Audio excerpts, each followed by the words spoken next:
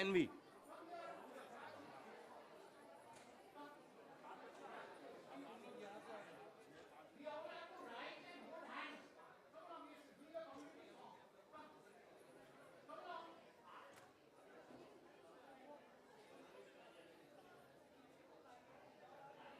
Next to the stage.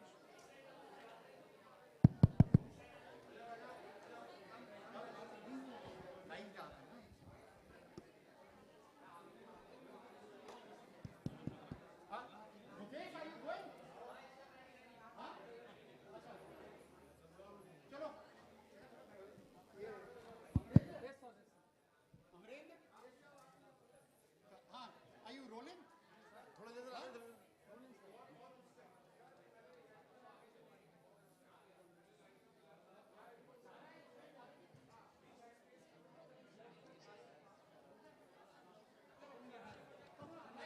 चलो चलो अरमान move move और थोड़ा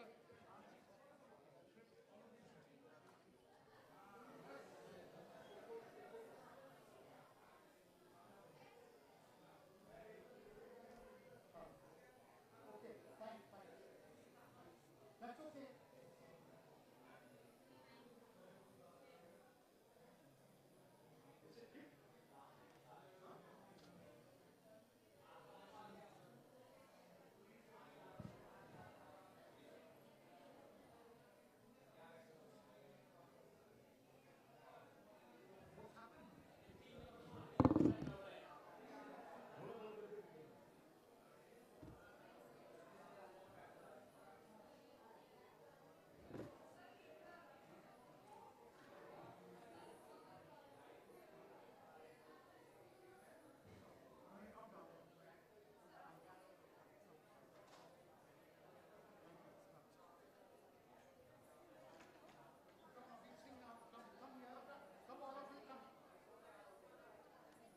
Now we'll all rise.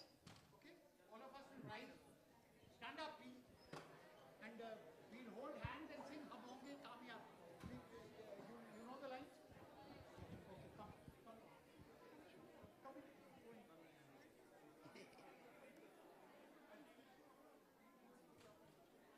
Take hand mic, then a hand mic.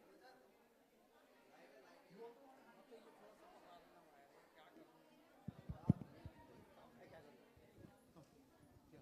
come now. You lead, sir. I'll give you. No, my voice is not all that good. I'll sing No, with you. no, come on, you do it. What about the lyrics? Hum honge kamyab. You keep prompting me the lyrics. No, why? No. हम होंगे कामयाब हम ऊपर उठेंगे होगी शांति चारों You don't know the lyrics. no होगी शांति चारों just the first lines No, hum honge kamyab. then the next one is होगी शांति चारों that's it You know this one? हम होंगे कामयाब होगी शांति चारों No, you get the things on the thing. This is dicey.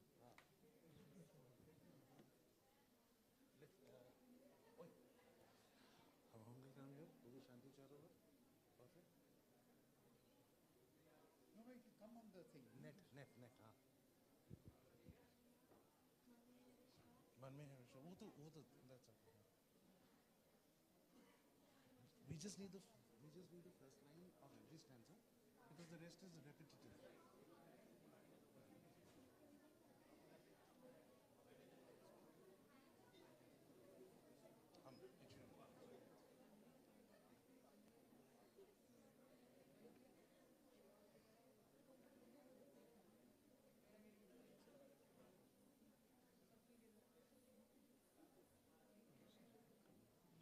इसको पकड़ो बात नहीं करना पकड़ो बात नहीं करना हाँ let me see if my data works no there's no data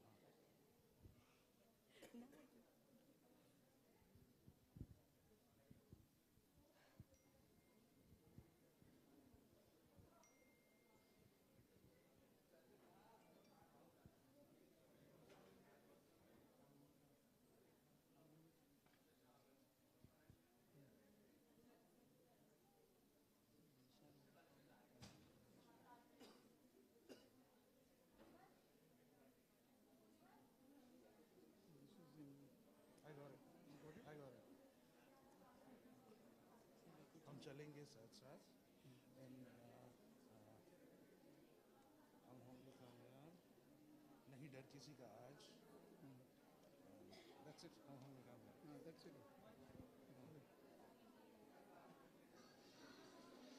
I got the lyrics.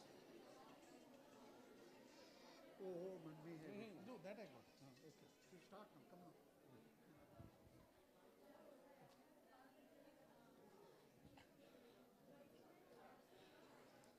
So we shall all be singing Hum Honge Kamyab all together. Please take the person's hand onto your right and to your left in your own hand. Hold the next person's hand, please. And we shall sing Hum Honge Kamyab. हम होंगे कामयाब, हम होंगे कामयाब, हम होंगे कामयाब एक दिन.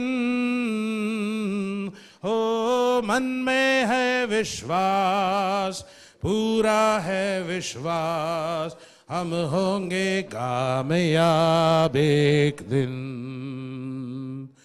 हम होंगे कामयाब, हम होंगे कामयाब, हम होंगे कामयाब एक दिन. हो मन में है विश्वास, पूरा है विश्वास, हम होंगे कामयाब एक दिन. हम चलेंगे साथ साथ, डाले हाथों में हाथ, हम चलेंगे साथ साथ एक दिन. ओ मन में है विश्वास, पूरा है विश्वास, हम होंगे कामयाब एक दिन. हम चलेंगे साथ साथ, डाले हाथों में हाथ, हम चलेंगे साथ साथ एक दिन. ओ मन में है विश्वास, पूरा है विश्वास, हम होंगे कामयाब एक दिन. नहीं डर किसी का आज, नहीं डर किसी का आज, नहीं डर किसी का आज के दिन. ओ मन में है विश्वास, पूरा है विश्वास, हम होंगे कामयाब एक दिन. नहीं डर किसी का आज, नहीं भय किसी का आज, नहीं डर किसी का आज के दिन. ओ मन में है विश्वास, पूरा है विश्वास, हम होंगे कामयाब एक दिन. हम होंगे कामयाब एक दिन.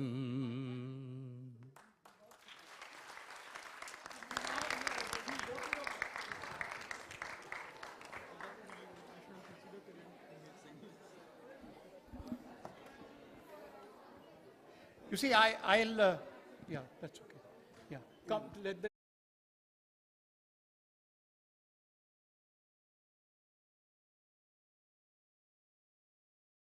the significance of today, okay? It's like this, it was, you see, actually, this happens on the 12th of November. 12th of November in 1940 was Deepavali. As it is going to be day after, it will be Deepavali. So in 1947, it was also Deepavali, and we had just gained independence a couple of months ago. And in Kurukshetra, which is about 120 miles away, 2.5 lakhs of refugees had gathered. They had come from West Punjab, which then became Pakistan, and they were gathered there. It was bitter cold that day on the 12th of November, and it was, you know, they were in tents. They were in a miserable condition.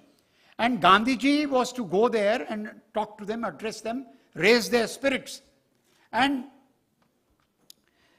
at that point, there was a meeting of the Congress party in Delhi, so he couldn't go. There was he couldn't leave Delhi and go there.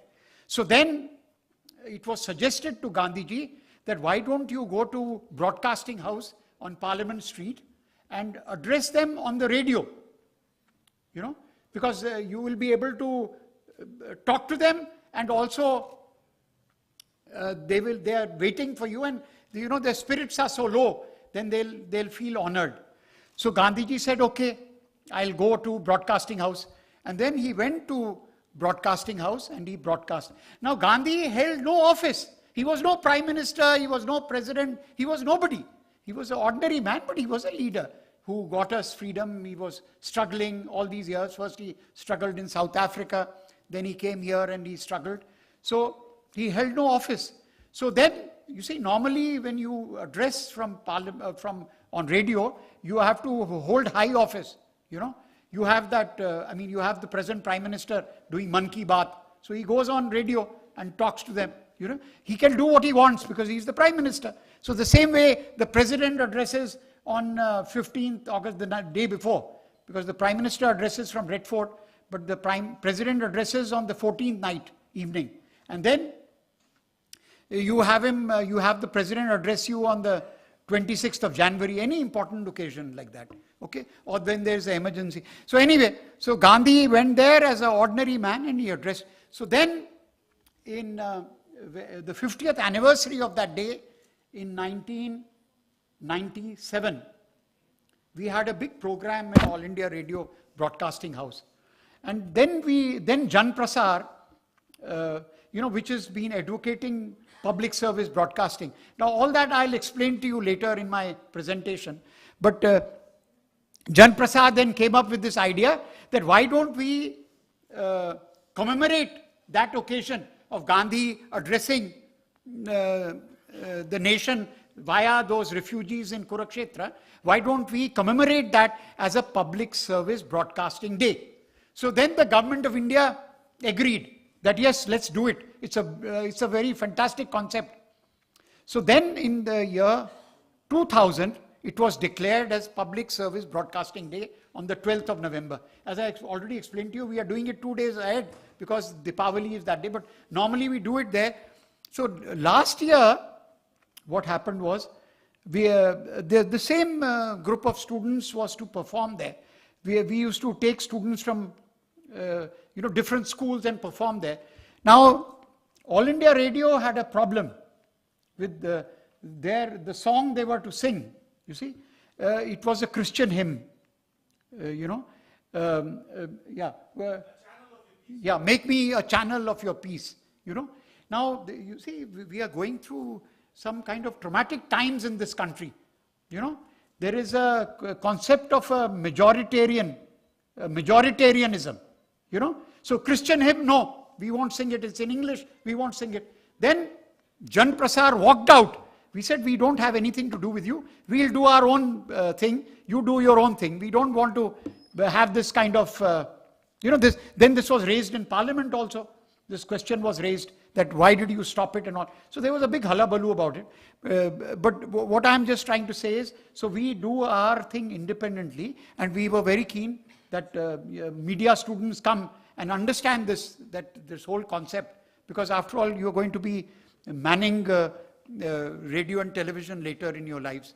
And these young students will now be performing. I've explained to you in very briefly the significance of the occasion.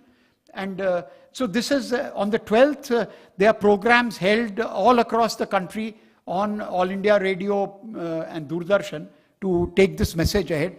But the other thing which I will put in my presentation to you is that there is no public service broadcaster in this country at the moment, because if you have to be a public service broadcaster, you have to be independent of the government, you have to be independent of the commercial interests, you have to be free, and we don't have freedom. All India Radio and Doordarshan is under control of the government at the moment. Now, Jan Prasar has been fighting for taking this out for now 29 years. We started in 1994. So it's 29 years we've been, but we have somehow, we managed to get that Prasar Bharati Act done we pushed it through parliament. We did all sorts of things, but I mean, they speak a different language when they are in the opposition. When they come to power, they speak another language. You see? So we've had this kind of issue. But we've been fighting, and the fight will continue. Okay. So anyway, so now we'll have the young students perform. Would you like to tell them what exactly are you going to do? Why don't you come in? Siddharth will now explain to you what exactly the school. They have come all the way from Noida, these youngsters. And schools are closed, so they were very brave, and they came. So the students of Manthan School.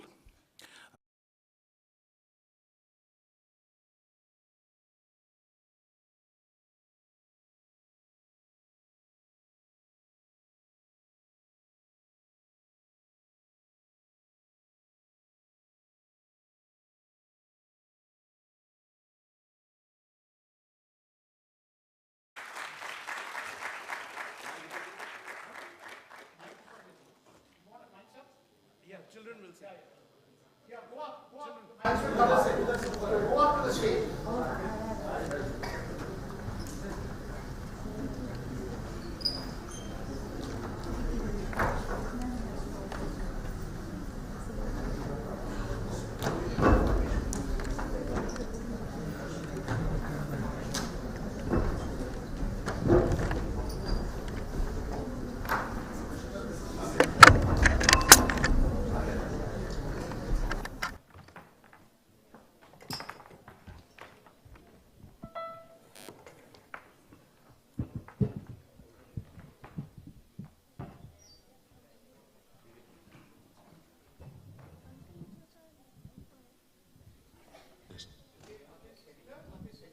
The lamp should be the center, right? The lamp should be the center. They should take this in the center. No, that. They move the side. Center.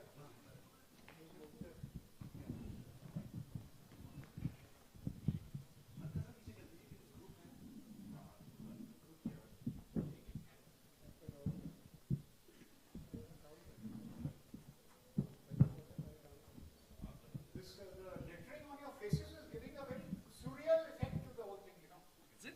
Is it? Yeah, it's giving a surreal effect. See? True. Beautiful.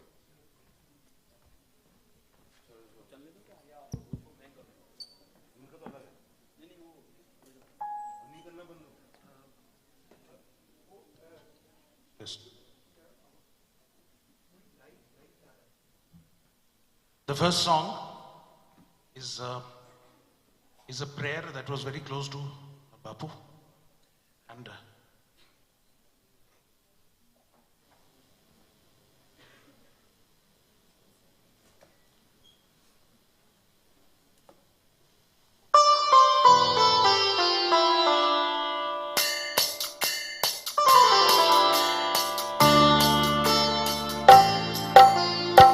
Raghupathi Raghupathi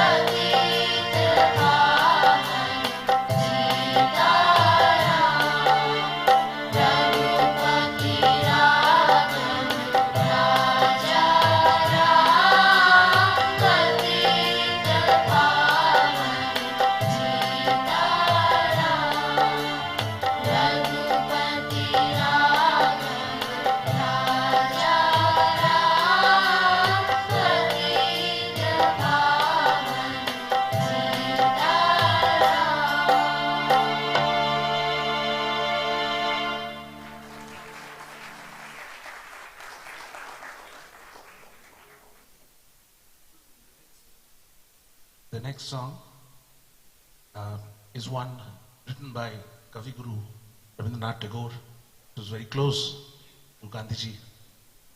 It is called Akla Cholo Re. And Gandhiji did practice this song in life also, as he walked alone, and millions followed him. Yeah, just one second. You know, the significance, the significance of this song relates to all media persons, you know. Sometimes if there is so much opposition, you have to walk alone, you know. Sometimes against your editor also, sometimes against the owner of the newspaper or the television studio or whatever, because you have to stand up for truth, you know, because you represent the people. The power comes to you from the people. So that's very critical for a media person to stand alone, you know. So when Tagore wrote this, he said, if nobody follows you, walk alone, you know. And Gandhi did that. I mean, he was against partition, but the poor guy was killed.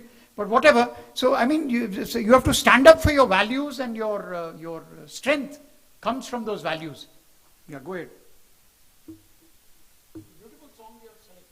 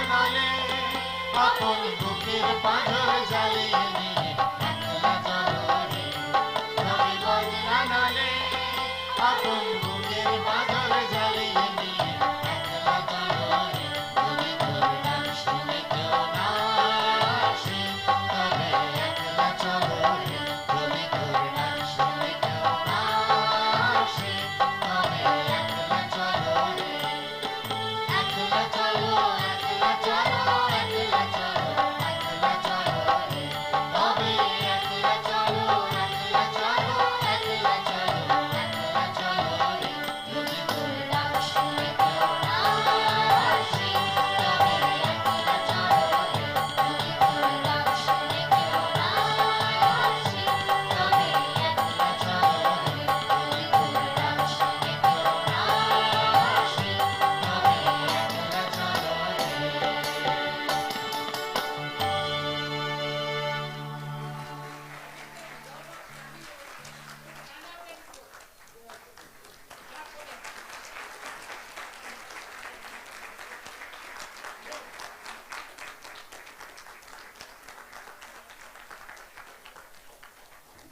You should remember you have come on this very special occasion. You are the future of this country, you know. So what will India be tomorrow will be all on what you think and what values you hold. So thank you very much. Thank you.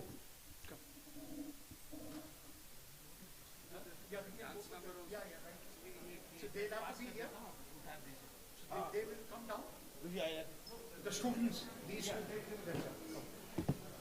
You want the mics down now? Just do it. Come. Please come.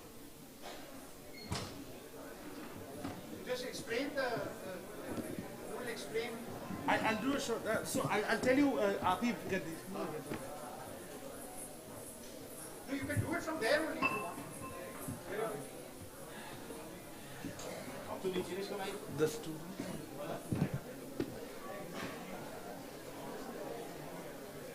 Yeah, so you say it from there. You want the mics there?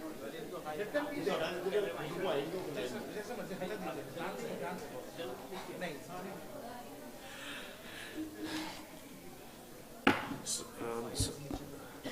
Cables, बोल दो. So the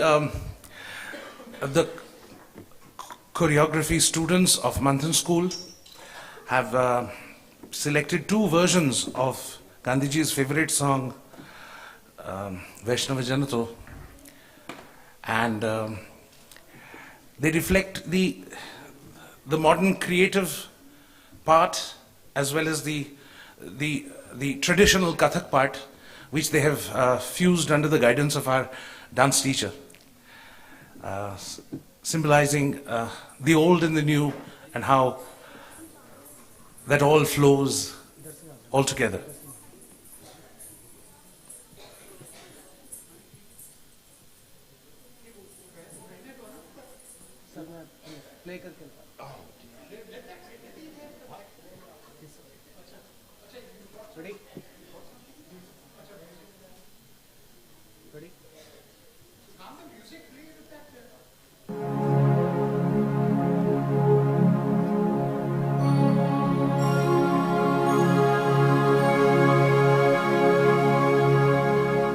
इस समय देश को एक दिशा देने की जरूरत है जवाहर। आप ठीक कह रहे हैं बाबू। मेरा नाम सुषमा है। हम आपके साथ देश सेवा करना चाहते हैं।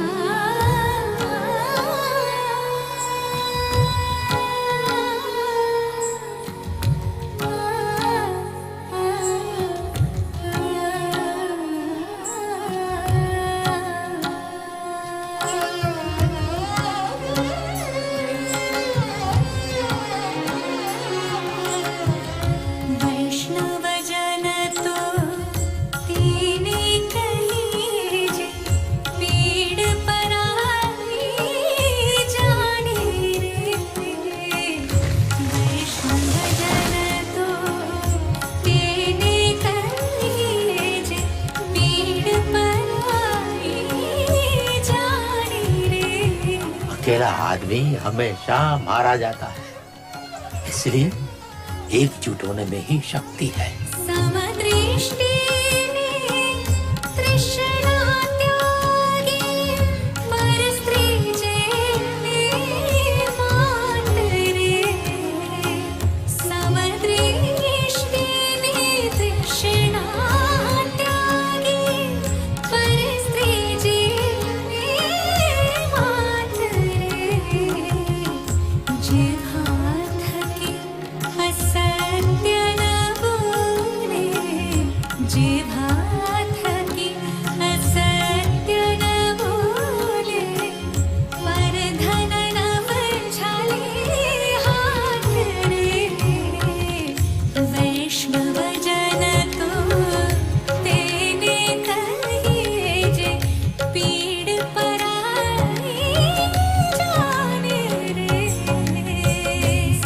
आजाद भारत में सब समान होंगे, सबका बराबर का अधिकार होगा।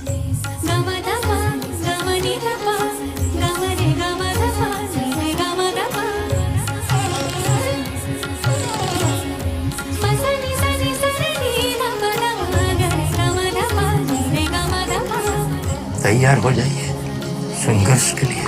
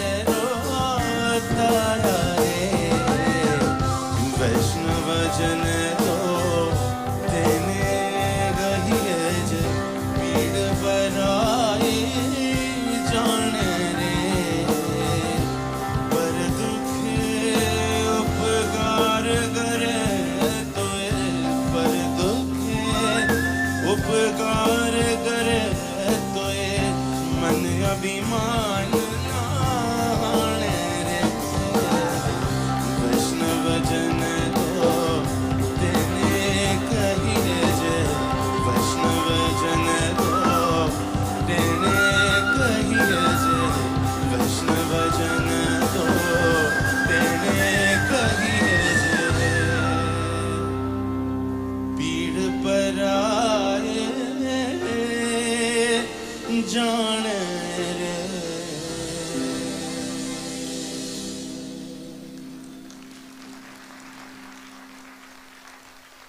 Thank you so much.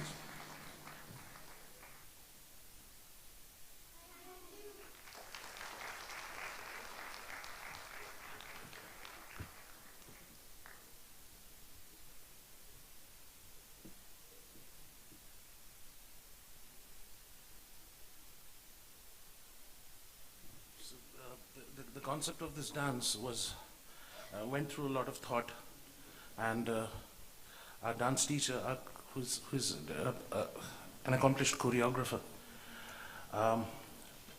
went into the depth of what it means to be Vaishnava Janato. One little thing, our Kathak teacher, who directed the first half of the dance, it touches me to say that unfortunately we lost her just a day before, and she was very, very excited to be coming here to IIC, but we lost her due to a road accident. And yes.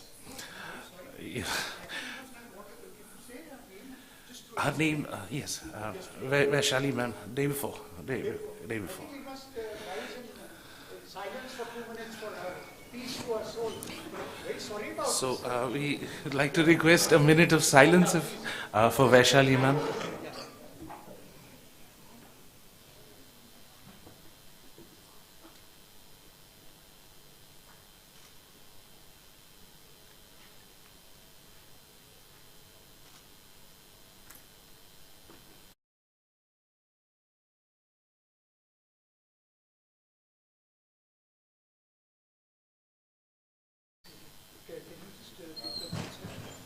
I'd like to invite our dance teacher. It was a road accident, hit and run. So we'd like to invite our dance teacher to say a few words about the song. Yes, introduce yourself. Hi, good morning. So myself Vipin Sharma. I'm the Western faculty in the Manthan School. So before 10 days back, me and Vishali ma'am were thinking that we'll merge the fusion of Indian classical and the westernization style, that modern contemporary. So we worked on it. So we have taken two versions. So first is the classical version of the same song, and second is modern contemporary version. That is called, we call in jazz forms and all. Okay. So we thought that, and we mixed up. We have taken out this final performance.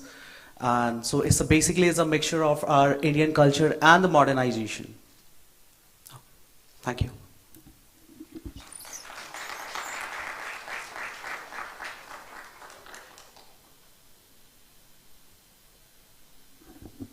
You know, this is part of life. You know, I mean, just imagine they've been working for more than 2 months on this performance, and then the creator of that performance dies before 2 days before this performance, and then, but you know, the show has to go on. You see, that's life, because there have been many instances when a broadcaster, you know, was to go on air and gets the news that somebody very close has passed away, but he continues with the broadcast.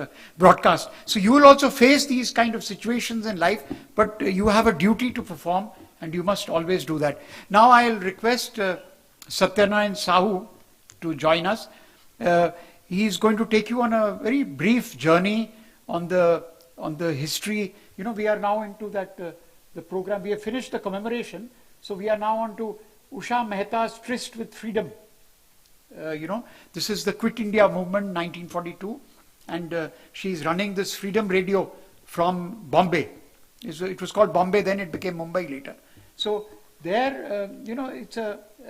So I'll just introduce Satyanarayan Sahu. Why don't you come here, Satyanarayan? Yeah, he had a very illustrious career. He was the press secretary to President K.R. Narayanan. In fact, he became very close to him also as his press secretary, and he used to give all his inputs for the president's speeches. So he was with him when he was vice president, then he was with him when he became the president of India, and then later he also joined Prime Minister Manmohan Singh's, the Prime Minister's office as a officer on special duty. Okay. So, and he has worked in the Rajya Sabha also, so he's seen things very close quarters, what's happening in the country. So now I'll like him to tell you about the tryst of Usha Mehta. Okay? Satyanarayan, you have the floor. Go ahead. Thank you. Today is a very great day because on this day we celebrate Mahatma Gandhi's first and last live broadcast over All India Radio. And therefore this day is being commemorated as the Public Service Broadcasting Day.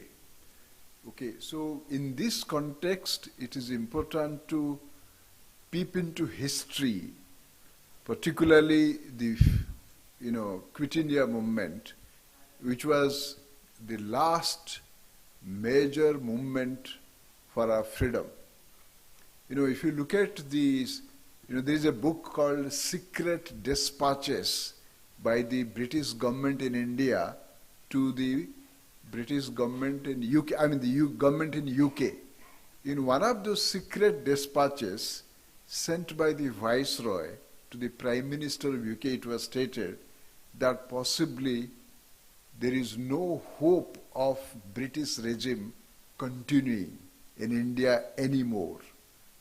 He said it is a vast challenge the Britain faced, and therefore in that context, there is a book in fact containing all secret dispatches.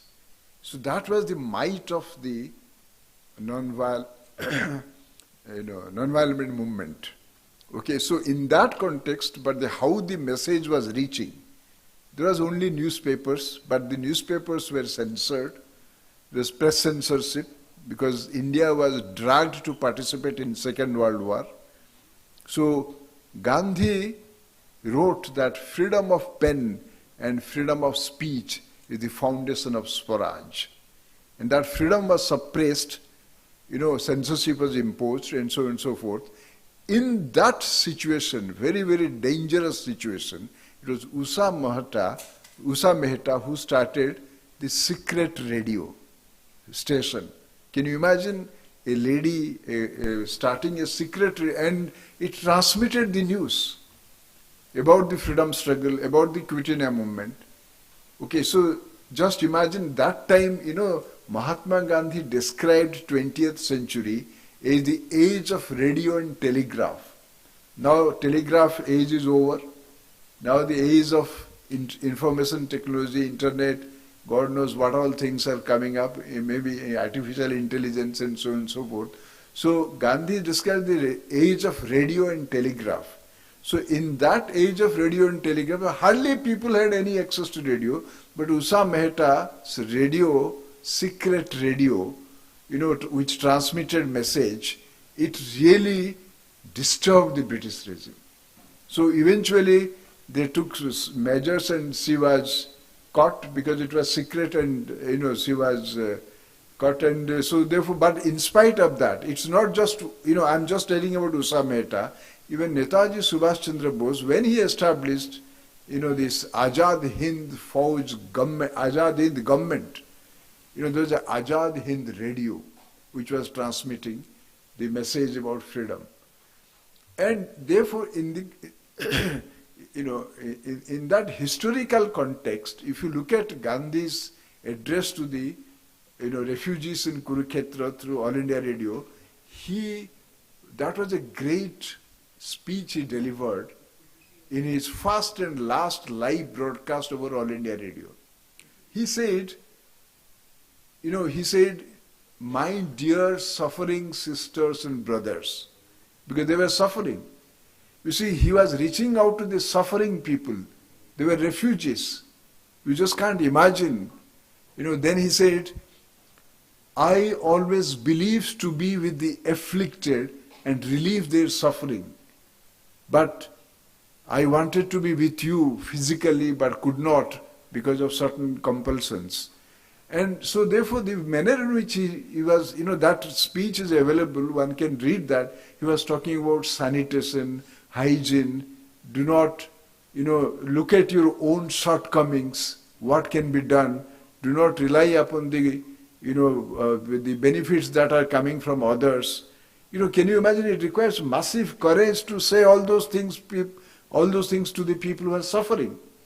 So then another context, you see, while Usha Mehta was spreading the message of freedom, independence, in 42, in spite of the censorship and through a secret radio. I remember Mr. K.R. Narayanan, as Vice President of India, when he was requested to inaugurate the Women's Press Club. In 97 or maybe 97, yes, 97, he invoked how now we have so many women journalists across the country, and a women's press club was being established in Delhi in 97. He cited the example of Usha Mehta. Fearlessness, courage, bravery in face of oppression, in face of censorship, so and so forth. And let me just conclude by referring to Gandhi's first live broadcast from London. Gandhi addressed the Americans through his first live broadcast for London, through Columbia Radio. It was called Columbia Radio. Here during those days, whenever there used to be a microphone, there would be a board before the mic, Chicago Radio in India. Chicago Radio, that was a kind of a company. Can you imagine that time Chicago Radio, that signage was put before the microphone. So Gandhi criticized that. He said, what is this Chicago Radio? Can't you have an Indian name? And I was told that one Mr. Keswani actually had taken the franchise in India. So now we do not have this Chicago Radio, this radio, that radio. So at that time when Gandhi addressed the Americans, he was criticizing he said, worshipping the money and mammon. And today, you see, that time what he said is so relevant. And another point he said, Gandhi in 1938 was asked a question by an American. He said, President Robert Hoover of America, he had a vision for American society. And what was that vision? He wanted every American family to possess 2 cars and 2 radio sets. So that man asked Gandhi, what is your vision for Indian society? Gandhi said, I do not know whether I would live to see, Indian society and families possessing 2 radio sets.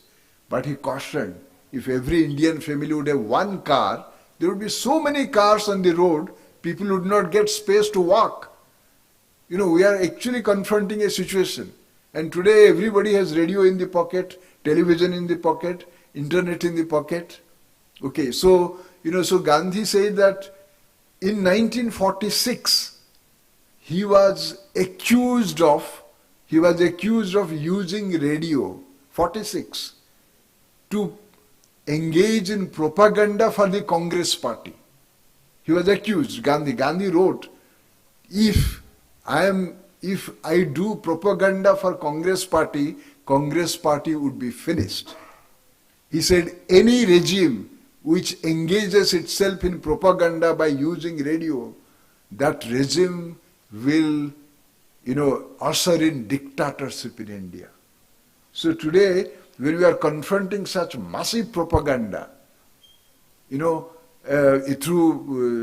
TV channels, even through radio, so now you must apply that criteria which Gandhi said in 1946. Any regime which will engage radio for propaganda will usher in dictatorship. So therefore today, that prophetic warning of Gandhi needs to be faced up front. So the public service broadcasting day means, addressing that propaganda with courage, even by invoking the spirit of Akla Chalore. Thank you.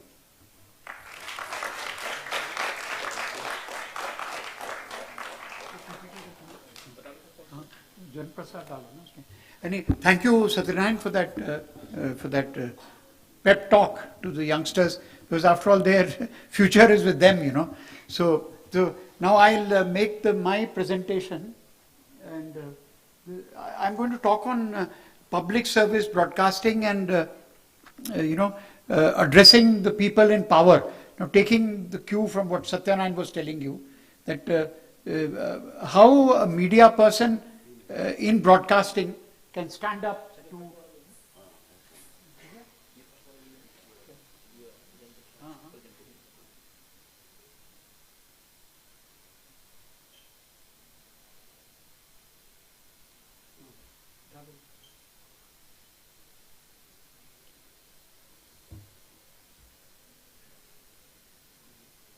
वो मुझे वो handheld दे दो, handheld दे दो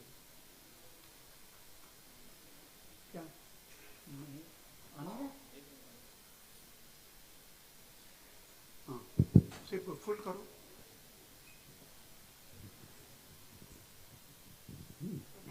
So as I ये तो क्या ये गाना नहीं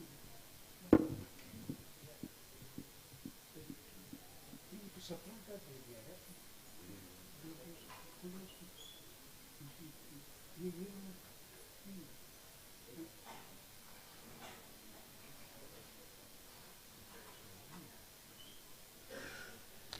इसमें कैसे ट्रांसफर किया? मैंने तो दिया था पता है मेरा वो मेरा पेन का इसको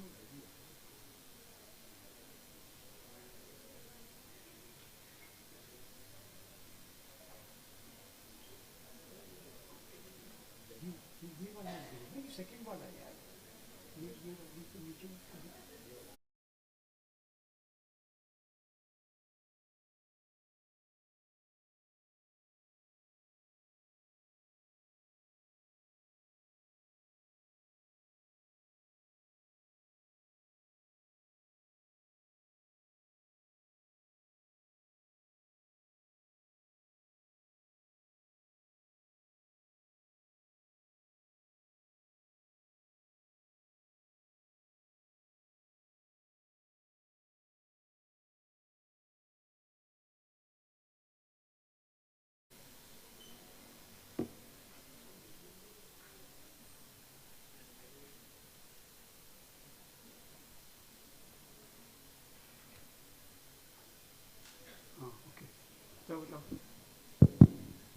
So as I was telling you that we started this battle in 1994.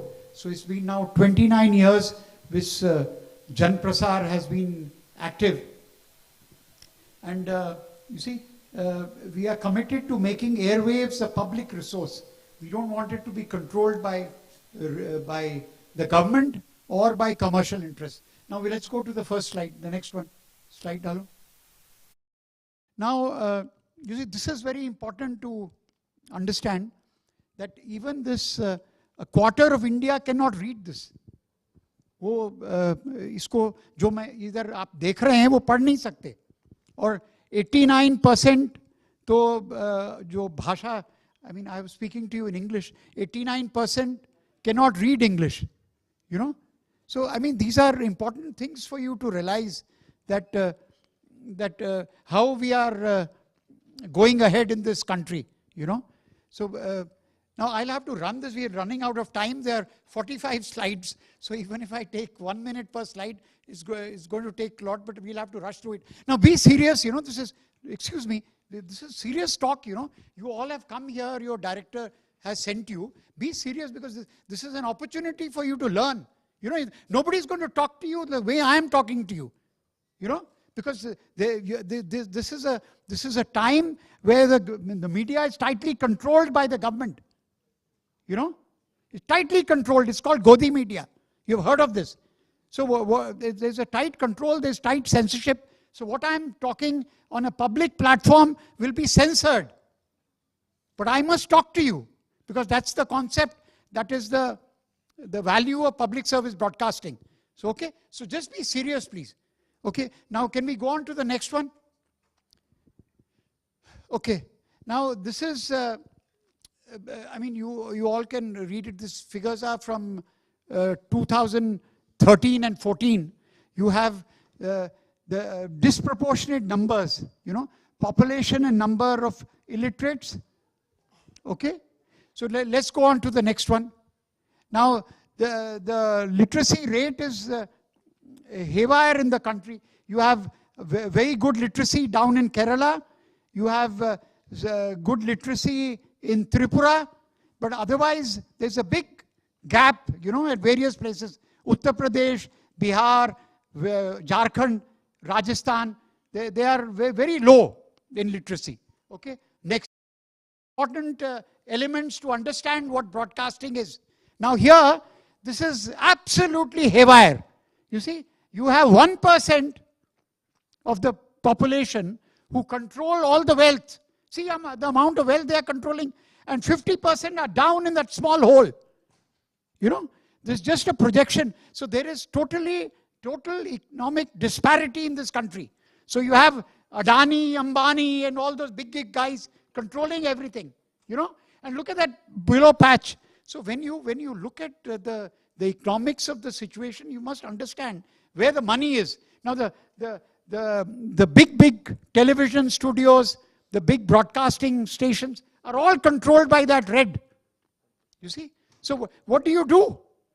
So it's a struggle which has to be waged, so that you will have that yellow all over from that, and then the red will go down into that category there. So anyway, I should not dwell too much on it because this causes a lot of frustration. Next. Now, public service broadcasting is actually to be answerable to Parliament, because all the money which goes into public service broadcasting comes from people, from the public, from taxation. Okay? Now let's go into the next one. So just go back one sec. Just go back. You see, when we went into broadcasting, there was a social contract. The contract was that it's our radio, it's our television. Money was of no much value in that. But now it's all money. Okay. Next. So when I just want to bring this out in a syndrome that when you go into a bus, you buy a ticket. Now, women, of course, this Kejriwal has said that women can travel free. But I'm just looking at a scenario where everybody must pay, okay, for the ticket. So when you board the bus, you buy a ticket. Now, when you buy the ticket, you know where you have to go, and the bus has to take you there. Because otherwise, you wouldn't have boarded that particular bus. So there is a contract. You see? Now, what happens is, since All India Radio and Doordarshan is not charging you anything, it's free, so they can take you wherever they want. Now, that's not it. There has to be a contract, a social contract, where you know where you are going, and you're paying for it. Okay, can we go to the next slide? So what we had proposed was that when you buy a television or when you buy a radio, you pay a one-time fee, just a very little amount. But the amount, you see, we are a nation of 1.4 billion. Okay, so look at the amount which goes, even 1 rupee. If everybody pays 1 rupee, it becomes 1.4 billion. You see, so the amount of money which goes in. But once I pay, I have control. Now they want to remove the control, so they want to alienate you from that control. Okay. So what we had suggested was that there should be a fee. Now when you open a private channel, you are paying for that through that DTH system. You're paying everything. If you watch any program, you're paying. But in here, you are paying nothing. So they think they can do whatever they want. So you have and it's all, talked down. The Prime Minister comes and says, Man ki baat. But actually, he's saying what he wants to. He's not listening to you. There's no dialogue. It's all unilateral communication. Okay? So, the payment of, now you have BBC in England. It's all through money which comes from that license fee. Very small thing, but it gives you a control. So that's part of the social contract. And even in South Africa, you have that license system. Okay, can we go? Now, who's afraid of public service broadcasting? Now, I have elaborated that, I mean, everybody seems to be afraid of it. That's why it's not happening. See, when there is a coup, when somebody takes over the government, where do they go? What do they do? This thing? Anybody will tell me? What do they do? Huh? Sorry? No, that comes after taking control. What do they do when there's a coup? What do they do? They go and take control of the radio station, or they take control of the TV station. They'll go with guns. You know, jokes aside, please be serious, okay? No, I mean, cut that smirk, okay? So you go to the radio station or the television station with guns and you take over broadcasting. You see, that's what happens. So if there is a coup tomorrow, I mean, I hope it doesn't happen, and it shouldn't happen because we are a democracy. I mean, so-called democracy, it shouldn't happen. But anyway, so if there is a coup, then what happens? They won't go to a private station, Zee TV, or they will not go to Aaj Tak or any other thing. They'll go to Doordarshan and All India Radio because it represents the state.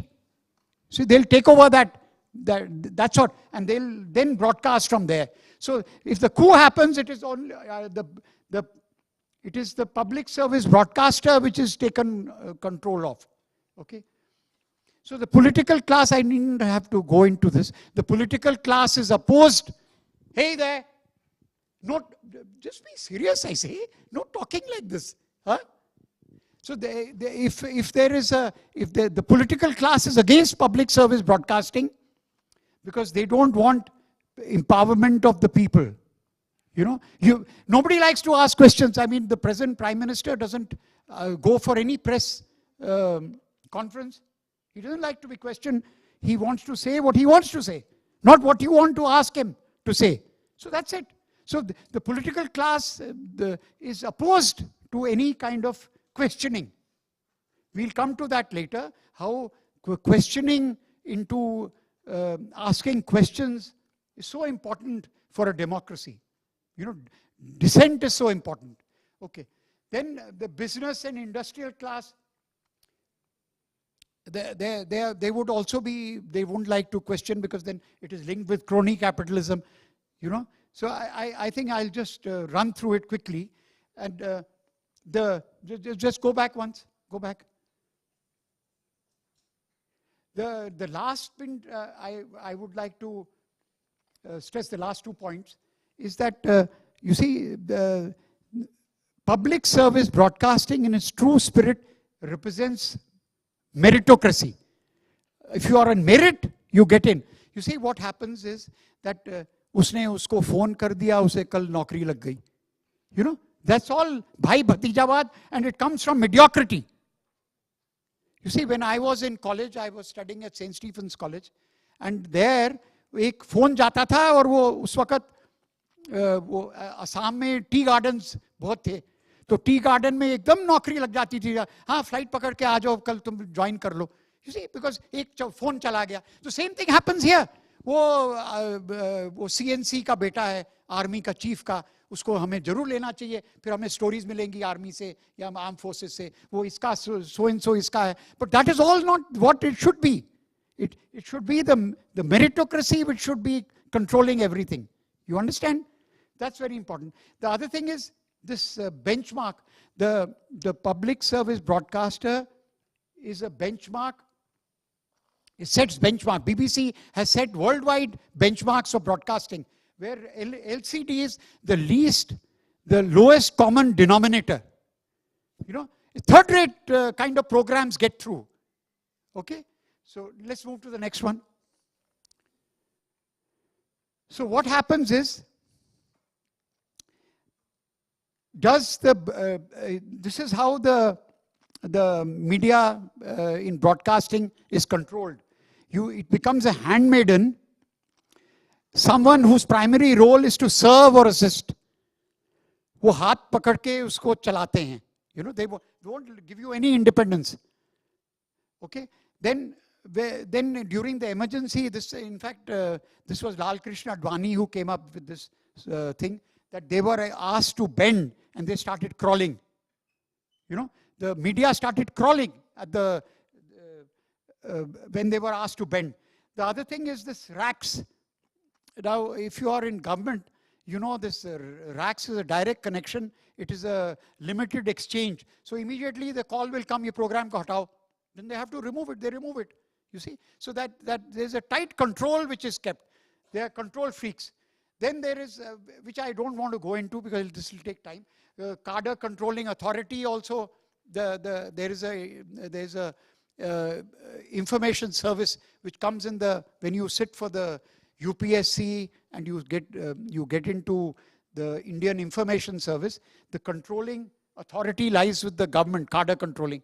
Now they also control you in that. Then of course this whole thing, the financial control is there. They don't want to give independence because they want to control the finances. The last which I mentioned at the beginning is the break in the social contract. All this leads to break of the social contract between the viewer and the broadcaster. Next. Now, you see, when we were fighting for what Sau was mentioning to you, when we were fighting for our freedom, we had the media model was there, pure service and the mission. Mission was to get freedom, and it was pure service. Bal Gangadhar Tilak had a newspaper. All of them had newspapers. They would take the message across. There was no radio and television, but Usha Mehta started that Azad radio to get the message across. So now you move to the next side. It's pure business. You see, in this continuum, what is the media model? This side is only profit. You see, if you are now, the Times of India is controlled by Bennett and Coleman Company. Now that Bennett and Coleman Company is controlled by Jains. Okay, there's a conglomerate which controls it. Now they want only profit. You see, or you pick up that Adani has gone into, he's bought in NDTV. Now he wants just money. It's all profit. So when you have a public service broadcaster, it is in the center. It is self-sustaining and no profit, no loss. It must go on, but it should be self-sustaining. Next. Now, this will take a minute to explain. This is the Arjun Sengupta report on the unorganized sector. I don't know whether you've heard of this, but you must read up all this if you are into media. So this Arjun Sengupta report on the unorganized sector, based on that we developed this concept. You have heard the concept of below poverty line. You heard of it? Below poverty line. So we developed the concept based on that. We said below media line. You see, BML. Now what happens, this Arjun Sengupta came out. Now you had a caste census in Bihar. So they have also come out with the same kind of ideas that now 77% of 1 billion is 840 million was not at that point earning 20 rupees a day. So now if you now you raise it to 77 of 1.4, that will come to say about 1,000 million, 1 crore. So now that figure may have gone up slightly, but what I am just saying is that when you are at that level of poverty, you cannot afford a newspaper which costs 4 rupees or 2 rupees or 4 rupees. You can't afford it because you are earning 20 rupees for the whole day. You can't afford it. You can't have a television. You can't pay that dish antenna, this thing. So all that, what happens is that you are below the media line. Next. Next. So now what I'm saying here is information is equal to power. Information plus people. If your message reaches the people, it becomes empowerment. Okay, so now the radio and television should actually be as cheap as paper and pencil. That should be the level of your economic inputs into it. so that it is cheap, and then the circle is completed. You have information plus people. Can you go into the next one? Now, this is a thing which I want to tell you about really quickly. It is the PLU syndrome. Now, what is this PLU syndrome? It is people like us. You see, what happens is that when you have to have a program on television, you make a call. Isko le lo, usko le lo, inko bula lo. So all those guys will be known to you, or they'll be your friends, or they'll be a friend circle. So what happens is you're calling all those guys into a drawing room setting. You know, it's a kind of a control thing. And then the anchor, he puts his hand in his pocket, and he finds a solution from terrorism in Kashmir to farmer suicides in Vidarbha. He has everything. You know, he'll dig his hand out. I have a solution. He knows nothing. He's a fool. But he says that he knows everything. You know, so they're making a fool of the entire process of broadcasting, and they're fooling the people. So you have the 3 C's, and then you have 1 plus there. So you have cinema, crime, and cricket. Now, there's nothing to do with news, but it is all there. Cinema, crime, and cricket. And then you have added comedy. So the other thing is that they always, the media people will always say, we are into the business of media, so there should be no regulation. But there has to be regulation, because you are in business. Any business you want to do, there has to be regulation.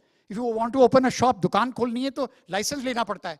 Anything you do. But यहाँ सब, they think no, because if you have business and you have freedom of press, there should be no regulation. So it's all, what is missing in this is that you are missing speaking truth to power, because you are controlling everything yourself. Next. Now, I think I won't talk much about it, but you have heard the G2 scam. There is a big scam in airwave spectrum. The airwave spectrums are given free here. You know, the massive scam. And then you have land with All India Radio and Doordarshan, and the land value would be more than 54,000 crores. You know, there's big money involved. Next.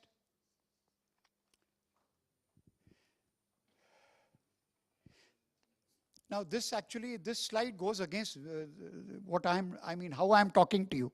You know, I represent this, that Macaulay came out with this February 2nd, 1835 minute, where he said that we will create a class of persons, Indian in blood and color, but English in taste, in opinions, in morals, and intellect. So I'm now talking against myself.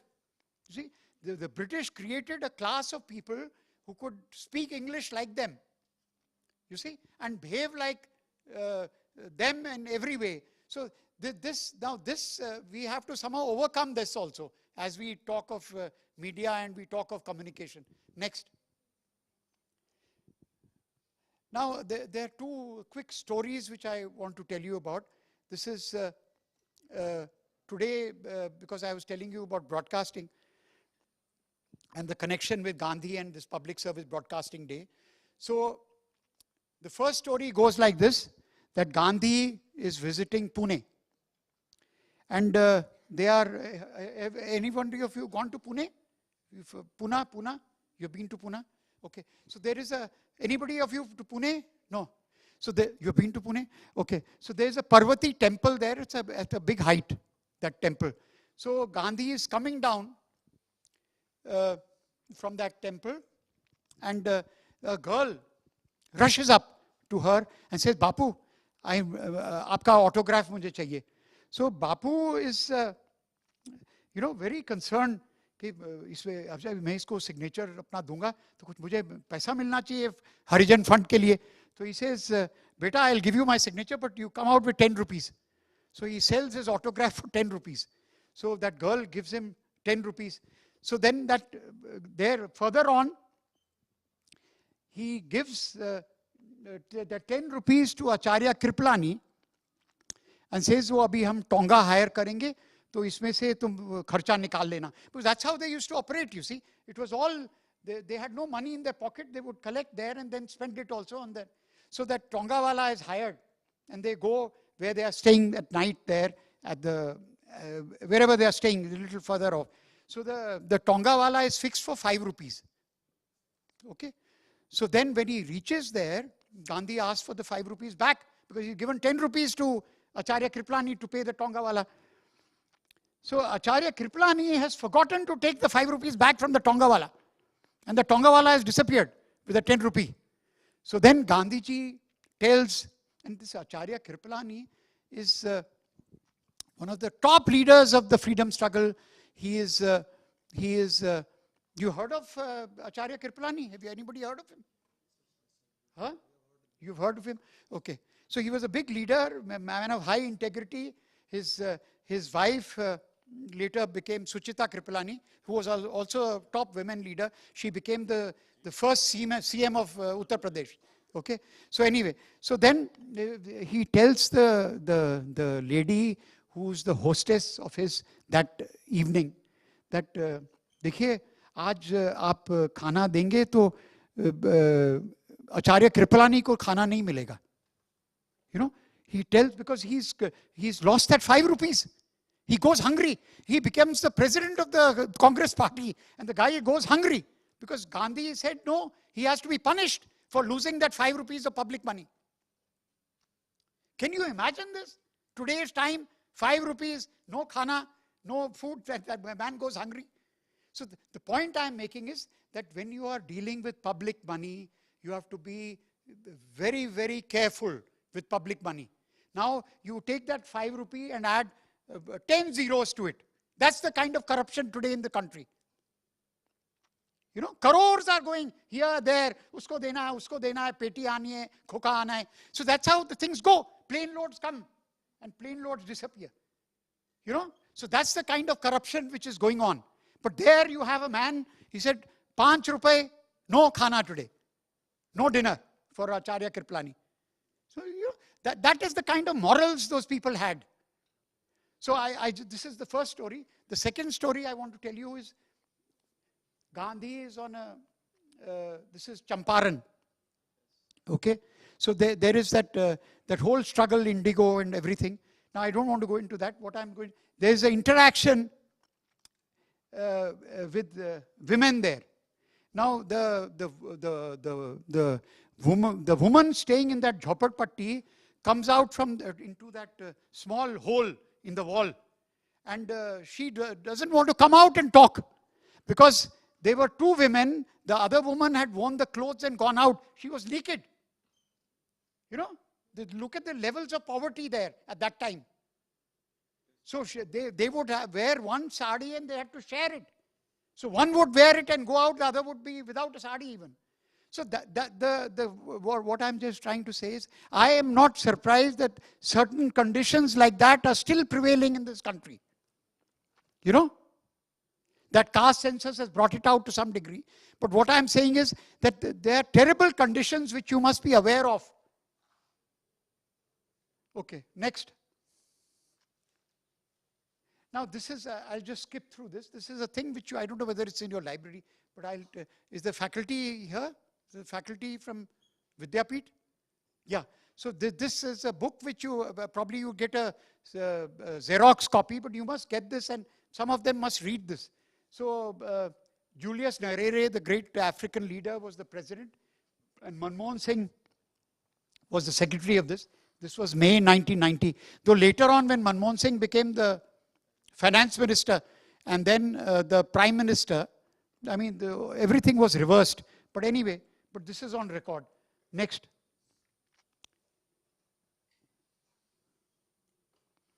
Now this is going a little bit into international politics. So I'll just take a quick minute. But you know, I must tell you before you all leave, which will be a few minutes away, you must take a snack packet which we have prepared for you, which the India International Center has prepared. So don't please leave without taking the snack packet, okay? You must carry it and have it in the bus because you have to reach in time. And you guys also must carry that small food packet which we have prepared for you, okay? So here, what happens is this is, there's a a kind of a standard mindset which talks of North as affluent, strong, resilient, in control of destiny. And the South, which we are part of, is supposed to be poor, weak, defenseless, lacking in functional sovereignty. So I mean, just keep this in mind when we talk of the media and how the media functions. Next. This is another book which I recommend you to read. This is Crass Consumerism versus How Much Should a Person Consume? A book by Ramchandra Guha. He wrote it in 2006. You should, excuse me, you must have this in the library. There's a second book which I'm recommending. Okay, next. Now, Gandhi used to always say this. You can all read it quickly. Nehru, I'm quoting Nehru. Gandhi said on one occasion that it was his supreme ambition to wipe every tear from every eye. That was an ambition beyond even his power to realize. For many millions of eyes have shed tears in India, in Asia, and in the rest of the world, and perhaps it may never be possible to completely stop this unending flow of human sorrow. But it is certainly possible for us to lessen human want and misery and suffering. And what are politics and all our arguments worth if they do not have this aim in view? So you see, if you are in the media and you are especially into broadcasting, it is very important for you to remember this. I would insert what is instead of what are politics for, what is broadcasting for, or what is media for, if they have not aim in view of wiping the tear from every eye. You have to reach out to people. Next. Now this is, I'm reminded of the COVID times. Amartya Sen came out with this, that if sometimes I consider where there is any way of making poverty terribly infectious, कि आप घर से बाहर निकलेंगे और गरीबों के बीच में जाएंगे और आपको इन्फेक्शन लग जाएगी क्योंकि वो गरीब है. तो कोविड में तो यही होता था ना कि कुछ भी हो जाता था आपको किसी you would come close to somebody who was a COVID patient, you would get COVID. So he says that if you meet the poor on the street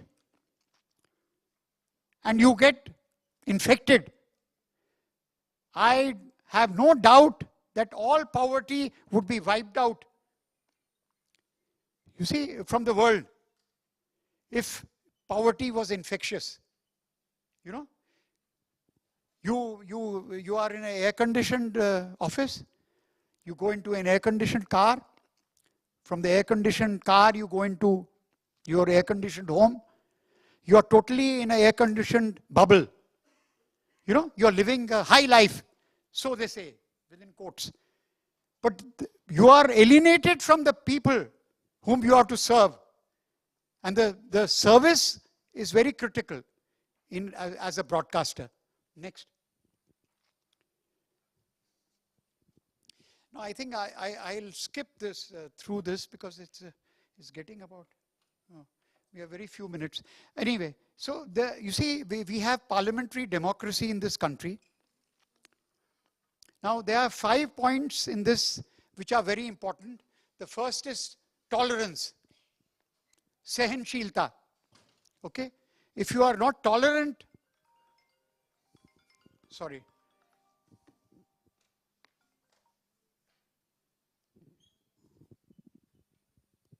If you are not tolerant, then you can't succeed in this country if you are not tolerant.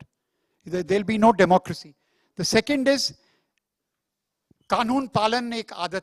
If you are not obedient to law, you jump red lights, even a small thing, you don't stand in a queue, you do all sorts of things. The third thing is if you are taking bribes and giving bribes, that's another thing which goes against your whole parliamentary system of government. Then there has to be transparency, paradarshita, and then samavesh is inclusiveness. Okay? So what I am trying to say here is that if you have public service broadcasting and you have parliamentary democracy, it leads to mindset change. Next. Now here I have described this, the last line is most important, that dissent is part and parcel of democracy and has to be taken on board at all times. Okay, next. This I've already told you. I mean, your jumping queues and everything, this creates jumping red lights. I mean, this is a mindset, which creates problems for the whole country. Next. And then, which I described to you, if you're giving a 100 rupees ka bribe or a 100 crore ka bribe, it doesn't matter, bribe is a bribe, So this is a small and firm step. I mean, you kids also, if you catch your mom or dad, so yeah, okay, next.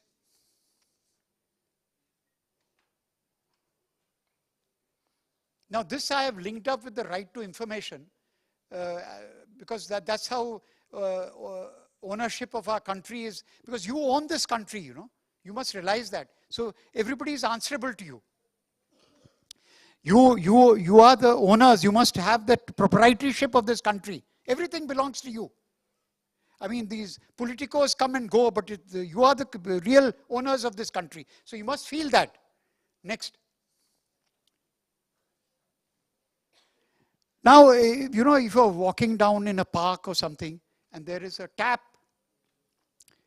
is on, and a lot of water is flowing. Now, do you reach out and close that tap? Do you reach out? Bribe-free, transparent, and inclusive. This spirals, from an individual to a family, from a family to a community, the community to the whole country. And then you have a mindset change. Next.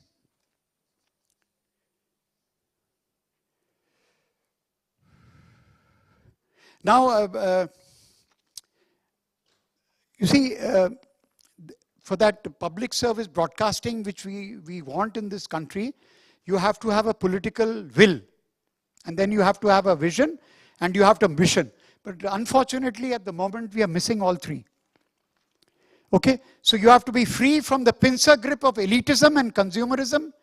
You have to lift the commercial siege. And there has to be a paradigm shift from a pretender. You see, in history, you would have heard of this, that fellow would come and say, "Ke main Raja hoon." When he was not, he would pretend that he is the king. So you have the All India Radio and Doordarshan at the moment are saying that we are public service broadcasters, but they are not. We don't even realize that. Okay, next. So I have just listed the kind of things you need. You need a campaign mode. You need synergy at the macro and micro level. And then, this kind of glitz and razzmatazz has to go. It has to be as simple. Small beginnings. You don't need a big studio. You don't need dazzling lights. It can be all done very simply. Okay, next. So these are the focal points of a roadmap. You have to have empowerment, cultural expression, socio-economic development, and of course entertainment. Next. So empowerment, you are talking of empowering the voiceless and the marginalized, and they are at the heart of the communication and democratic process. Next. You see, we are a very plural country. You can't have this domination of the north and the south, or the east on the west. You have to remember we are diverse. They say that har कोस पे भाषा बदलती है. The entire, Hindi is spoken in so many different ways. You have Bhojpuri, you have, just you go along and everything changes. But you must respect that. You can't have this kind of Sanskritized Hindi, that it should be what people are, they understand. So you have to counter this cultural hegemony also. That's very important. Okay, next.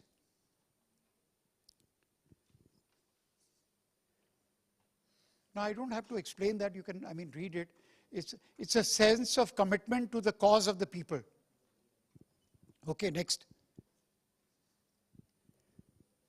Now here I am talking of developing apna radio centers all across the country, where decentralization is the key. Okay, next. So these centers function at 4 levels: information, education, access and participation in public affairs, and accountability. Next. So in information, you have all these things which have been listed. You talk of the local weather, you talk of environment, agriculture produce, the mandi rates, the microcredit, insurance, and of course information on the government programs. Next. Now, how many of you have heard of the concept of radio rice? Has anybody heard of this? Radio rice? You see, when the Green Revolution was there, and MS Swaminathan, they brought in new varieties of rice. This one rice variety used to be propagated by radio, and farmers used to listen to it, this program. So they nicknamed it as radio rice. You know, the power of radio. So when they would even be driving the hull, they would hang that on the horns of the bull, the radio, and listen to it while plowing the fields. You know, that was the power of they'll hang it on the cycle while going to work. So now these are the kind of things. In agriculture, it's very important. You reduce farming costs, you increase crop yields, you have watershed management. Then the mandi rates are told to you latest, the mandi rates. Because then you can bargain and negotiate with the guy who's going to buy your produce. Okay, then link up with the nearest agriculture university. Do you think it's getting a bit too much, what I'm talking? Or it's okay? Anyway, we're going to finish in a few minutes. Okay, the next one. So in education, you have curriculum-based content, you have adult education. The third thing is the most critical, this scientific temper.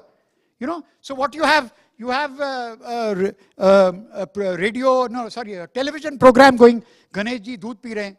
You know, no, there's a scientific principle in that. You know what the scientific principle is? How does it happen? Ganesh ji doodh kaise peete hain? No? Huh? Huh? No, there's dynamics of it. So how does it happen? It's all I mean, there's nothing about it, you know. It's all you make believe, you know. You see? So anyway, so the scientific temper is the most critical. I mean, Ganesh is important. I also celebrate Ganesh Chaturthi. I am from Maharashtra, so we have Ganesh Chaturthi. But that's a question of faith. Bal Gangadhar Tilak used Ganesh Chaturthi as a festival to fight the British, because he's a Vrindanashak. He is supposed to destroy evil. You know? So but scientific temper is critical. Okay. So let's move on to the next one. Now this is very important. This has totally stopped in public service broadcasting at the moment. You see, you go on a manch, a platform, and there the local MP or the MLA or the Zilla Parishad member or the Panchayat members come on the same platform and you question them. You question them on what the guy has done.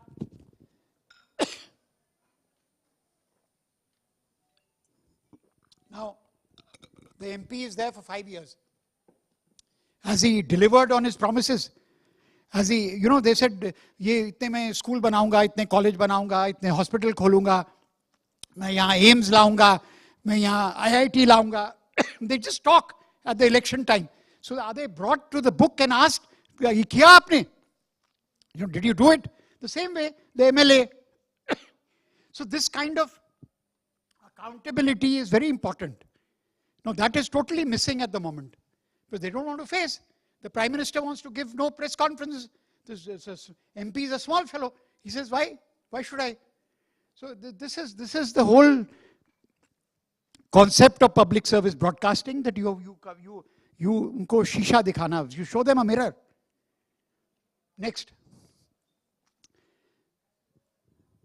So it comes down to the local level also. you have the Daroga, you have the BDO, you have the, the irrigation engineer, the state electricity board, the telecom engineer. They asked on that platform, कि क्या हो रहा है, करा आपने, नहीं क्या, क्या problem है. You know, they are accountable. Next. Now, these are the kind of things which have to come on that. Road, bridges, safe drinking water, groundwater resources, irrigation, hospitals, schools. Then in the ration shop, whether rice is there, quality of rice. If you're given crap and you're saying you fall sick, there has to be some accountability to it, you know. Next. Now here, I'm talking of a very simple radio station or a television station. You have electronic news gathering equipment, tape recorder kits. They're very simple, single computer for internet browsing, emails, basic office and library. So you don't go into a very big infrastructure. It can be done easily. Next. And these, these are things which can be done in a big way. You can have major infrastructure, multimedia facilities, link up the local hospital for telemedicine application. You see, the doctor cannot go there at remote areas. So you link up the local hospital with the big hospital. And then you can have a communication. And then if there's a problem, it can be sorted out. Okay? Then even this is done in some countries. You have downloading and printing of national regional newspapers for local circulation through that radio or television station. And then the last point which I say is Prasar Bharati, I mean that's the public broadcaster supposedly, should directly link with social media and work in tandem with community radio and community TV. Okay, the next one. Now this is the last slide, and this is the most important point which I wanted to always make to you.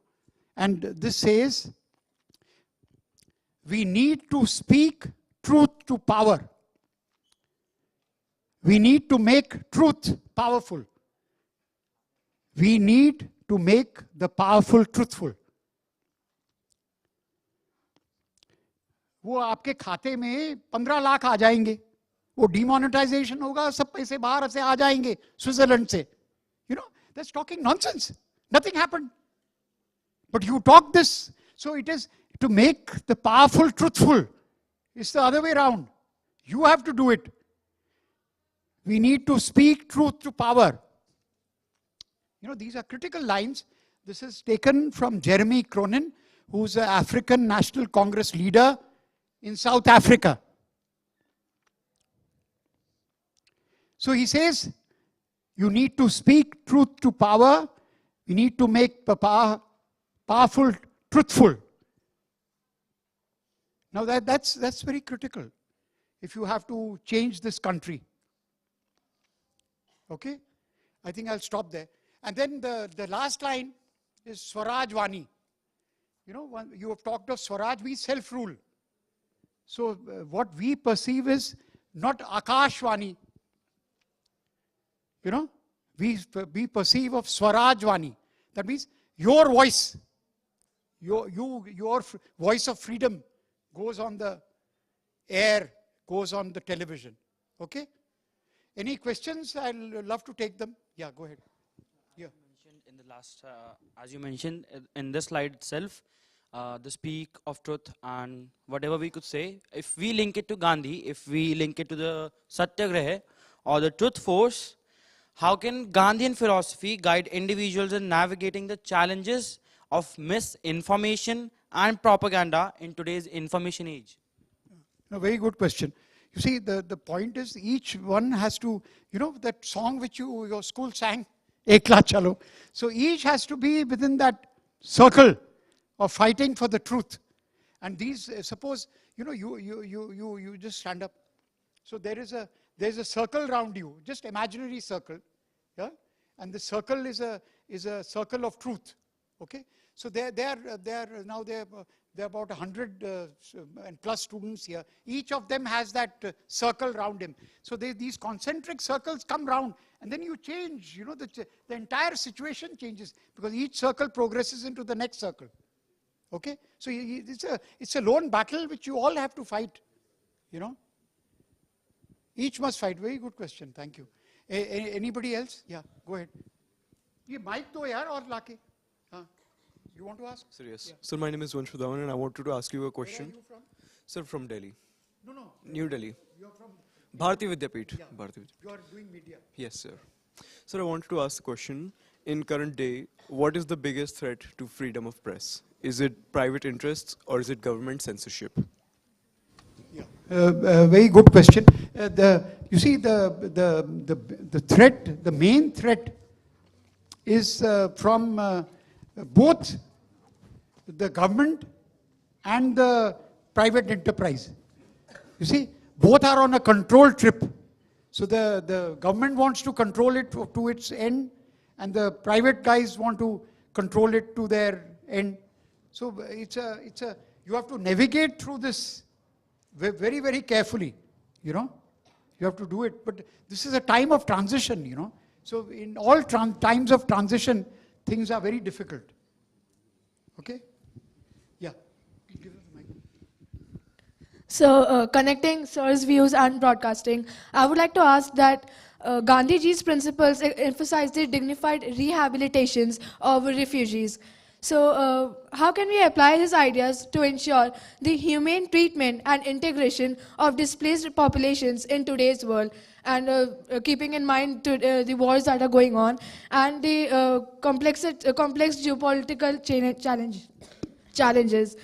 Also, how do you think that Gandhiji's ideology can negate the complexities of the present world order? Yeah, it's a very big and difficult question you've asked. What's your name? Navya. Okay, yeah. No, you see, you heard of Ram Manohar Lohia? Has anybody heard of him? All of you have heard of him. Yeah. No, and then he was a great socialist leader. So Ram Manohar Lohia used to say that हमारे बीच में 3 किस्म के गांधी हैं. When I came to your Vidyapeeth, I think I mentioned this also. Does anybody remember this? I mentioned this when I spoke to you, that there are 3 kinds of Gandhians in this entire country. Okay? The first are Sarkari Gandhi. You see? वो बिक गए हैं. They are वो मतलब वेशभूषा कुछ भी जो भी होगा ऊपर दिखावा है और वो they are I mean they are goners, you know. They are those whatever. I don't want to be very critical, but they are Sarkari Gandhis, he used to say. The second are Mathi. You know, they will go by the book. You see, suppose how should one Sahu, should we have an example of a Mathi Gandhi, a guy who's a monastic Gandhi? No, just give one. You mic dena, mic. Yeah, you see, when this government was talking about cow protection as a issue, many people profusely quoted Gandhi. Gandhi said, without cow protection we cannot get Swaraj. Without cow protection Hinduism would be in danger, and so forth. But it's just a textbookish kind of an approach on the issue of cow protection. Correct. You see the same thing. No, just 1 minute. Okay. But Gandhi said, to protect the cow, if somebody kills a Muslim or somebody else who eats beef, then that would lead to, destruction of the cow itself. And he said, with legislation, if cow is protected, with instrumentality of law, then this means it is an imposition of a Hindu belief on all others, which should not be done. Okay. Now you have that, what is it called, that cleaning thing, what is it called? That campaign which is going on? Swachh Bharat. Swachh Bharat. Now you have Gandhi specs there, okay? Huh? And they're put on the, everywhere the specs are there. Huh? You think this will make you clean? You know? This is all, this is all gimmickry, you know, public relations gimmickry. Nothing is going to, you're going through this, I'm seeing you through these. What has this got to do with cleanliness? No, symbolism is all right. But that is the point, you see. Everything has been reduced to tokenism. You know, वो 15 लाख आ जाएंगे, you know, वो demonetization, वहाँ से पैसा आ जाएगा. Anyway, whatever it is, I don't want to go into this rhetoric. But what I'm just saying is, it is all representing of that Sarkari and that Mathi Gandhi.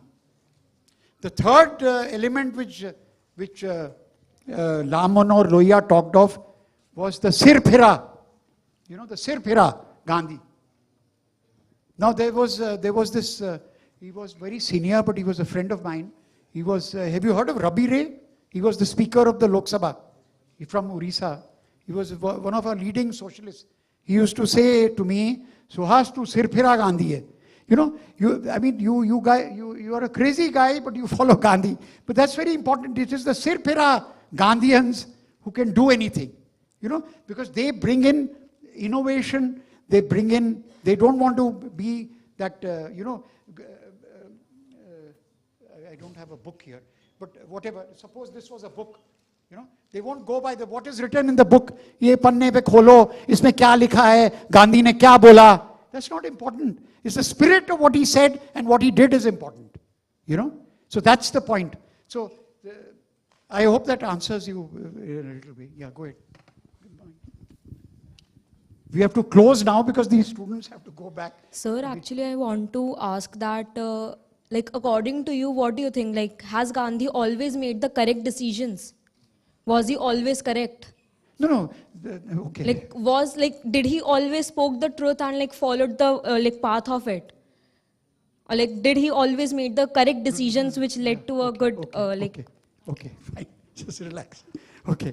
Now she's this is a dissent in a way, you know, and this must be respected. She's questioning whether Gandhi stood for truth all the time. Now, I feel that Gandhi did stand for truth. You know, I wish I could have shown you that little short which I do normally. I think some of you must have seen it when you came for that program earlier. Gandhi being thrown out of the train at Petermaritzburg station. You know, now there, you see that point changed his whole life. He's going on that train to Durban, and on the way at Petermaritzburg, he's thrown out of the train because he says that I've got a first class ticket and I'm not being allowed to travel by first class because I'm colored. Because the skin of my color is brown and you're throwing me out in the whites, object that I be there. You know, that changed his whole thing, and I have in fact linked that in a film I made on the history of the non-aligned movement, and which was shown at the Durban summit of the non-aligned movement under the chairmanship of Nelson Mandela in 1997 in Durban. No, 1998, sorry. Yeah. So what I'm trying now, you see, nobody is doodh ka dhula, you know. I mean, to use a common word, everybody has pitfalls. Everybody has mistakes. Gandhi also did many mistakes. I have a problem with him, the way he treated Subhash Chandra Bose, you know. I have many issues, but the point is, but his heart was clean. Whatever he did, I mean, he had thought at that time was good, and the way he treated his own wife, Kasturba, you know, there are problems there also. But you see, I mean, he's not God, you know. If he was always correct, then why would he get killed by someone? Oh, that's something very good. Look at this, just one sec. No, why would he get killed? You think the killer needs a justification to kill? I mean,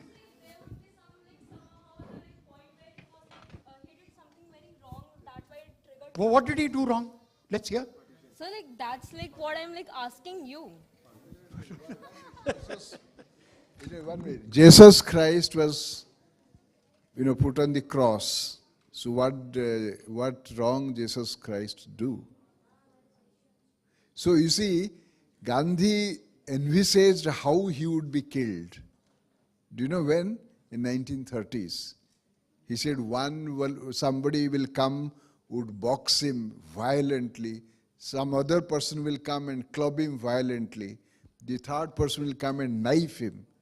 He said, in the midst of all such attacks, if you would die without any ill will against all those attackers, then history would record that Mohandas Karamchand Gandhi was non-violent.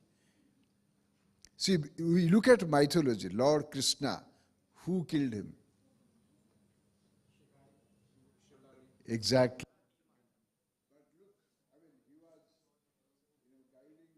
What has happened to the mic? Take this. So you see,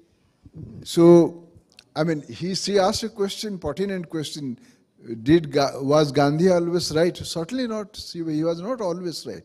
He said, I always use a magnifying glass to look at my shortcomings. So he acknowledged that he has shortcomings and he was using a magnifying glass.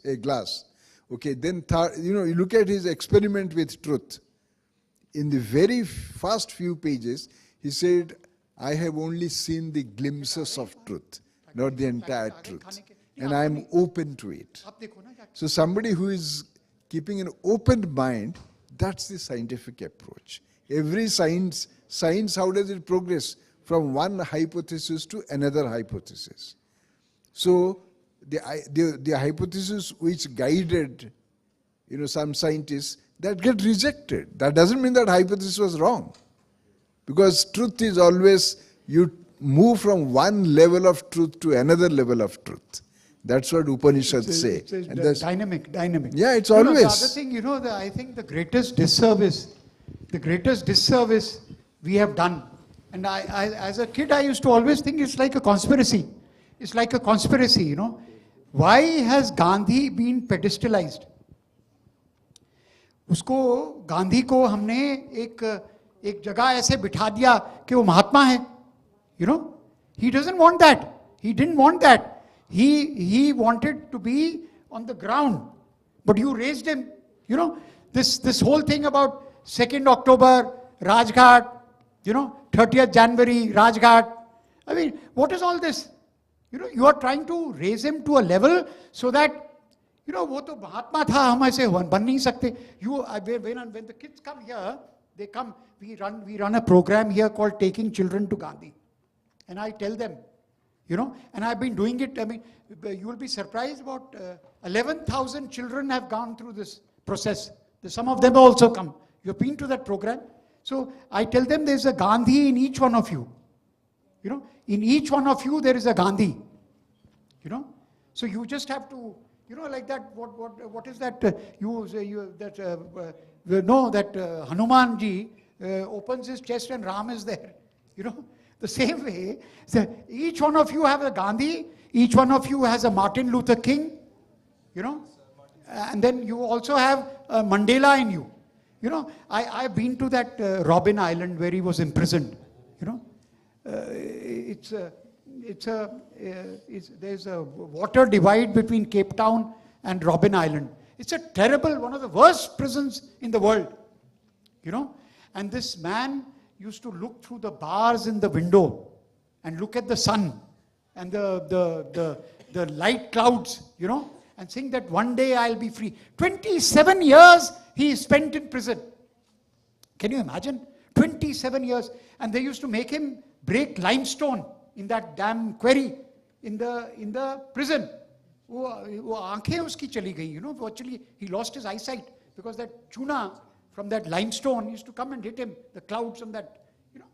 Look at the kind of the misery these people have gone through. And then he became the president of South Africa. And then after 5 years, he walked out.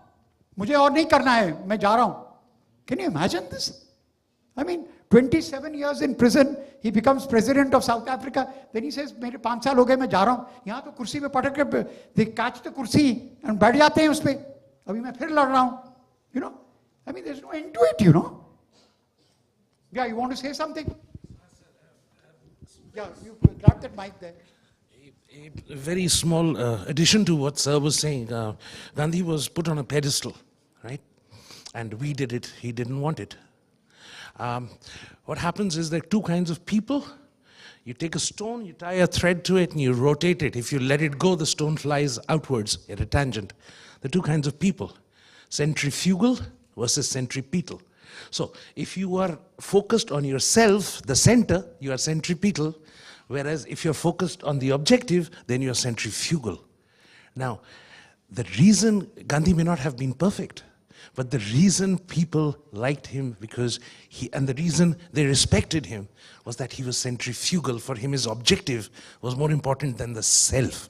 So that selflessness, I believe, brought hope to millions. So that's all.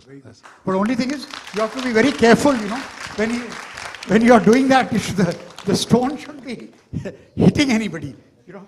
So, I mean, it's a very good thing, but you have to be very careful that it protects others. Okay? I think we've had a good day now, and I think we should be closing, and thank you all for coming.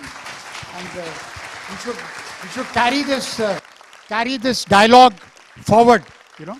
Thank you very much. Thank you. Okay. So now collect your food packets, and then you can buzz. Okay? Thank you very much.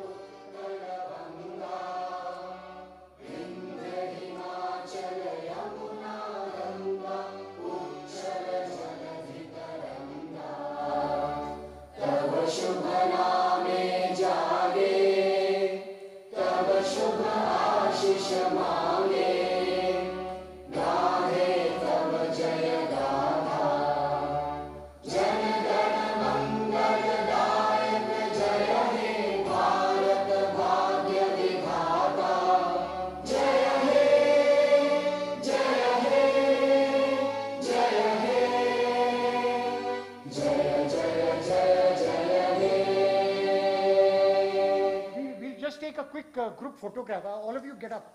Come on the stage. Come. I think you guys are used to it. Come. Get up on the stage. Come. यहीं से ले लेंगे. अच्छा. Come. No, अच्छा. उसका mic बंद करना. I think he's right. Yeah.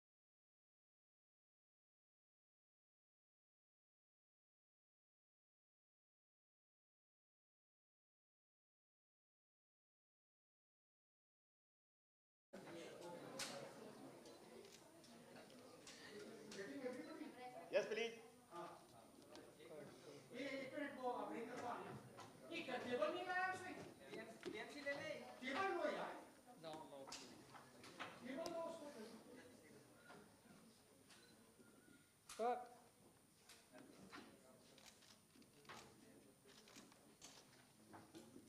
Please wait, please.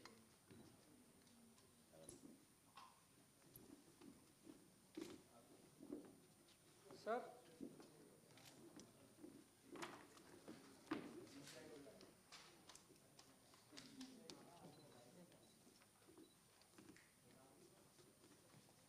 Yes, please.